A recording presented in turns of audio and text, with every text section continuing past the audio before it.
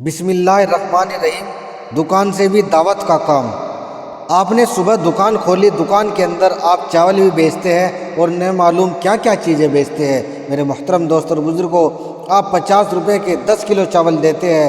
دکان کھلی ہوئی تو لوگ آ گئے، آپ نے سب کو 10 کلو چاول دیے۔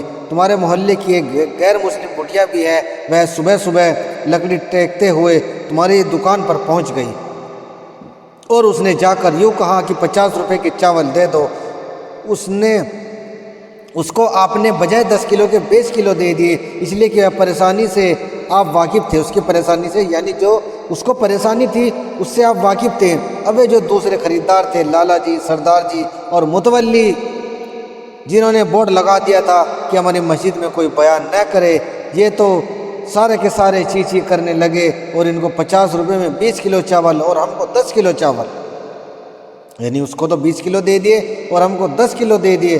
تو آپ نے کہا کہ دیکھو، میرا بھاؤ تو 50 روپے میں 10 کلو کا ہی ہے، اور جو میں نے اس بوڑھیا کو 10 کلو زیادہ اس لیے ہمدردی کے طور پر دیے ہیں، میرے محلے کی عورت ہے اور میں رات کو اس کی چیخ و پکار سنتا ہوں۔ کیا کہا انہوں نے؟ کیا میرے محلے کی ہے، میں اس کی چیخ و پکار کو سنتا ہوں۔ اس کے بعد آپ نے پھر اس بڑھیا سے پوچھا کہ بڑی بھی رات کو تم کرہارتی بہت ہو، کیا پریشانی ہے؟ تو اس نے غیر مسلم بڑھیا نے یوں کہا کہ میرے 7 بیٹے ہیں اور میں نے ان کی شادی کر دی ہے، سب کی شادی ہو چکی ہے، وہ اپنی بیویوں کو لے کر چلے گئے اور میرا کوئی خیر خبر نہیں لیتا۔ تو یہ کہہ کر وہ رونے لگی۔ جب وہ رونے لگی تو اس کا رونا دیکھ کر بھی میرا رونا آ گیا۔ کیوں؟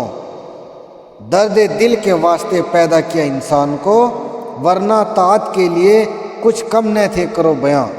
یعنی جو بیچاری بڑھیا تھی، اس کو رونا دیکھ کر وہ بھی بیچارے رونے لگے۔